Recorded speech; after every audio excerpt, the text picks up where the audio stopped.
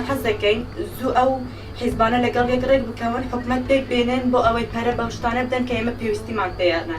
یەکەم ناو شتانە ئافرەتان. ئێستا ئافرەتان لە ڕووی هەموو شتێکەوە زۆر ینی پەرە پێ نادرێت.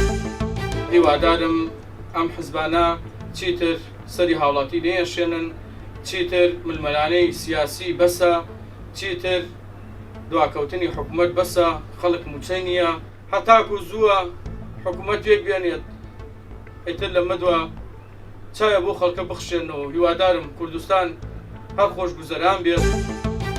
حکومەت هەتا چەند زوو حکومەت پێک بێنێ هاوڵاتی سودمەند ئەبێ، هەرچەندە تاخیر بێ لەسەر تەشکیلکردنی حکومەت ئەوە زەرمەند ئەبێتن.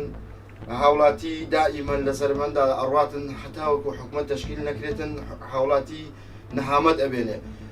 داوام لە هەموو لایەنە حیزبەکان هەیە کە بە زووترین کات حکومەت تەشکیل بکرێ بۆ ئەوەی کە هاوڵاتی چیتر لە ئازابە نەبیتن، هەمووی تووشی قەیرانی و تووشی نەهامەت بووە و تووشی زەرمەند بووە.